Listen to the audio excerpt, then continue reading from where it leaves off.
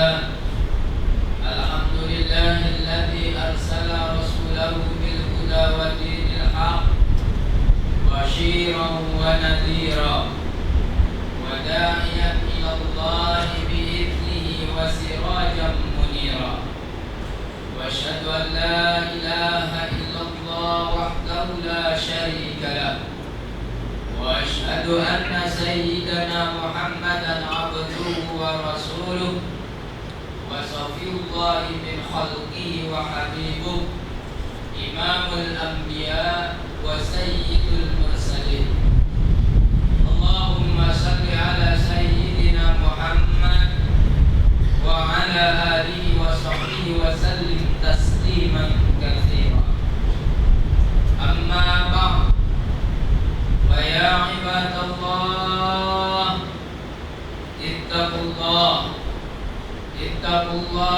حق تقاته ولا تموتن إلا وأنتم muslimun.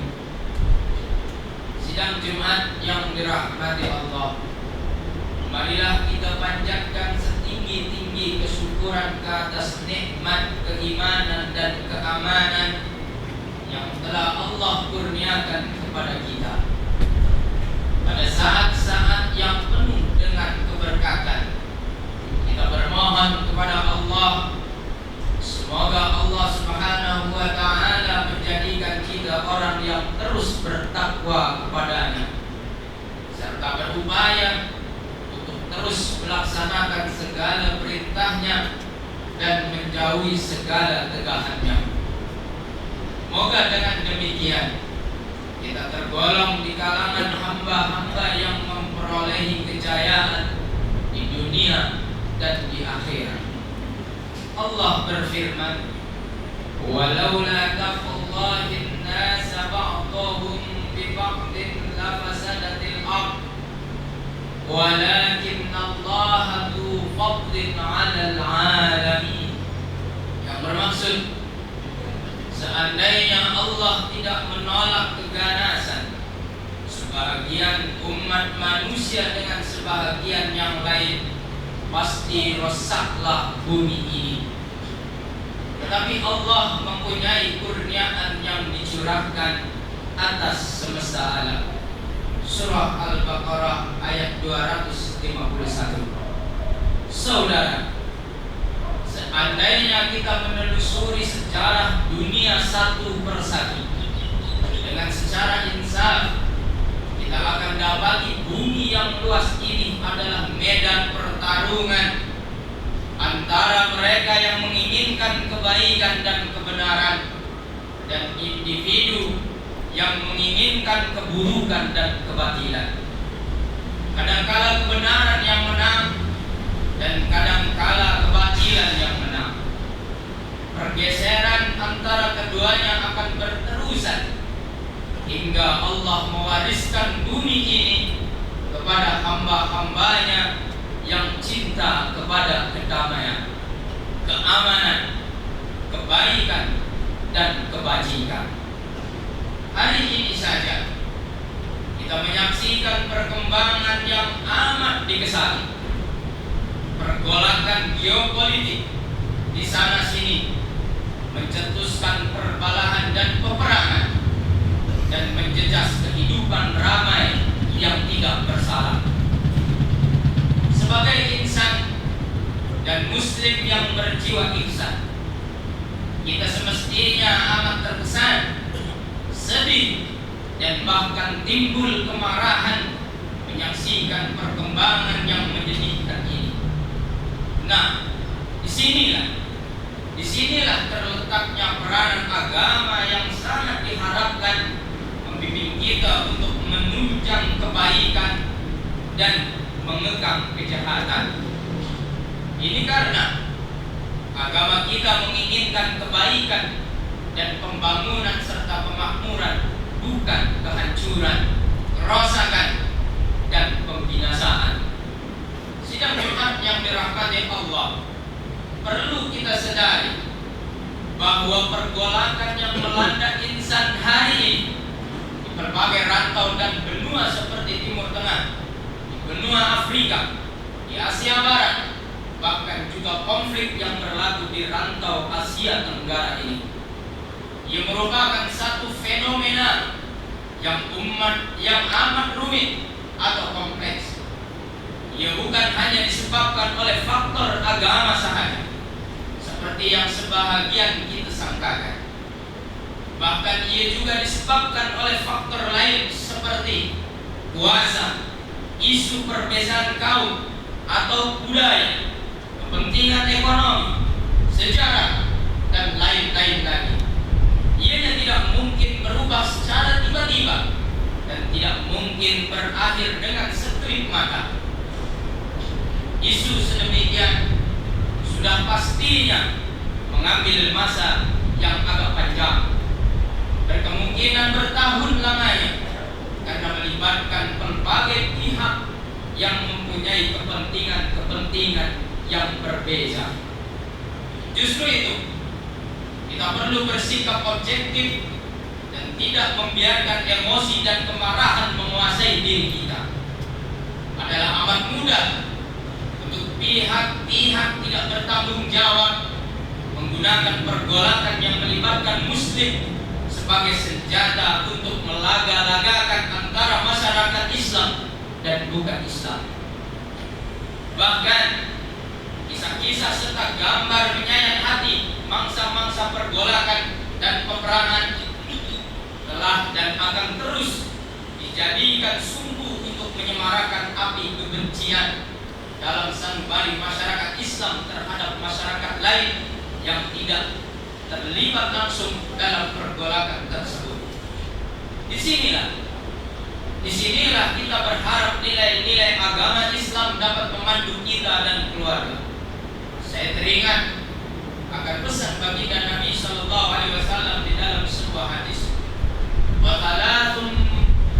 Wasalatun munjiyatun khasyatullahi fis sirri wal alaniyah wal qasdu fil faqri wal ghina wal adlu fil ghadabi war ridha.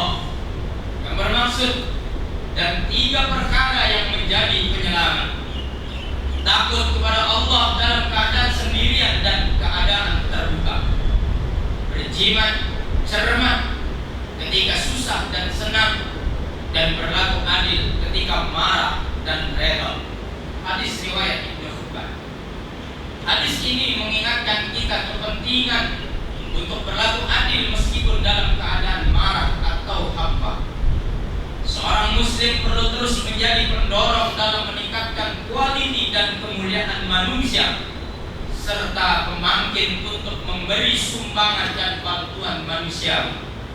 Untuk itu, saudara, dalam berhadapan dengan pergolakan yang sedang kita saksikan berlaku di dunia ini, terdapat beberapa panduan yang boleh kita petik daripada agama kita. Yang pertama, seandainya Anda ingin berdoa, sebaiknya berdoa yang kandungannya membawa kepada pembangunan manusia, kesatuan dan kesejahteraan sejagat. Berdoalah agar Allah memberikan huraian kepada pergolakan dan supaya keselamatan dan keamanan dikembalikan kepada mereka yang terjejak. Ini adalah lebih membangun daripada mendoakan kehancuran semata-mata. Rasulullah Sallallahu Alaihi Wasallam pernah disakiti oleh penduduk Taif, dan baginda juga pernah diluka parah ketika di Uhud. Namun ucapan yang keluar dari bibir baginda adalah ucapan murni yang menginginkan kebaikan semua. Inni lam ub'ats la'anan wa innama bu'ithtu rahmatan. Maksudnya, sesungguhnya aku tidak diutuskan untuk menjadi pelaknat, akan tetapi aku diutuskan sebagai pembawa rahmat. Hadis riwayat Imam Muslim. Pada riwayat Imam Al-Baihaqi, Nabi SAW mendoakan kebaikan untuk mereka lalu berkata, Allahumma hdi qaumi fa innahum la ya'lamun. Yang bermaksud, ya Allah, berilah petunjuk kepada kaum mampu, sesungguhnya mereka tidak mengetahui. Hadis riwayat Imam Al-Baihaqi. Adapun panduan yang kedua, dalam keadaan kita sedang marah dan ingin melakukan sesuatu untuk mangsa pergolakan, salurkanlah tenaga tersebut ke arah usaha-usaha positif dan membawa manfaat kepada semua. Andai kata Anda melihat dan mendengar sesuatu yang membuat diri Anda marah, maka hendaklah Anda bertenang dahulu. Berikan sedikit ruang untuk Anda berpikir dan selanjutnya bertindak dengan penuh hikmah. Jika Anda ingin menghulurkan bantuan keuangan sebagai contoh, pastikan ia disalurkan kepada badan bantuan kemanusiaan yang terdaftar dan mempunyai rekod yang jelas. Ini adalah agar derma Anda benar-benar dapat sampai kepada bangsa yang ditujukan dan bukan kepada pihak yang tidak bertanggung jawab. Inilah yang diajarkan Al-Quran, agar menolak sesuatu keburukan dengan kebaikan. Firman Allah Subhanahu wa taala, "Wa la tastawil hasanatu wa las sayyi'ah. Idfa' billati hiya ahsan wa idza alladhi bainaka wa bainahu 'adawah ka'annahu waliyyun hamim." Yang bermaksud, dan tidaklah sama kesannya dan hukumnya perbuatan yang baik dan perbuatan yang jahat. Tolaklah kejahatan yang ditujukan kepadamu dengan cara yang lebih baik. Apabila engkau berlaku demikian, maka orang yang menaruh rasa permusuhan terhadapmu dengan serta-merta akan menjadi seolah-olah seorang sahabat karib. Surah Al-Fusilat ayat yang ke-34. Adapun rumusan yang ketiga, seandainya Anda merasa marah dengan sesetengah pihak disebabkan kezaliman mereka, janganlah sampai sifat marah tersebut membentuk pandangan, keputusan, dan tindakan Anda terhadap semua orang yang berkongsi agama, bangsa, maupun negara dengan mereka. Seperti mana kita tidak suka sekiranya orang menggelar kita pengganas disebabkan perbuatan terkutuk segelintir individu yang mengaku muslim. Begitu hendaknya kita tidak berlakukan demikian terhadap orang lain. Bukankah Al-Quran telah mendidik kita untuk berlaku adil melalui firman Allah Subhanahu wa taala, "A'udzu billahi minasyaitonir rajim. Bismillahirrahmanirrahim. Wa la yajrimannakum syana'anu qaumin 'ala alla ta'dilu. I'dilu huwa aqrabu littaqwa." Maksudnya, dan janganlah sekali-kali kebencianmu terhadap sesuatu kaum mendorong kamu untuk berlaku tidak adil. Berlakulah adil, berlaku adillah, karena adil itu lebih dekat kepada takwa. Al-Maidah ayat yang ke-8. Agama mengajarkan kita untuk berlaku adil pada bila-bila masa, berlaku adil kepada siapa sahaja, dan berlaku adil di mana jua kita berada. Sidang Jumat yang dirahmati Allah, dalam kesempatan yang berada dalam situasi aman dan damai, marilah kita panjatkan doa kesejahteraan buat saudara-saudara kita yang sedang dalam ujian. Semoga Allah mengangkat ujian dan musibah yang sedang mereka deritai. Ya Allah, Ya Rahman, Ya Rahim, kami memohon belas kepadamu. Bantulah saudara-saudara insan dan seagama kami di seluruh pelosok bumi.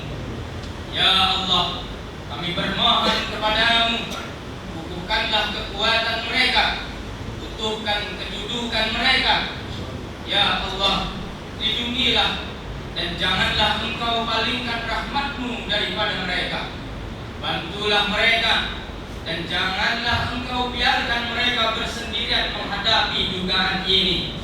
Ya Allah, Ya Fattah, Ya Alim, kurniakanlah petunjukmu dan satukan hati-hati mereka yang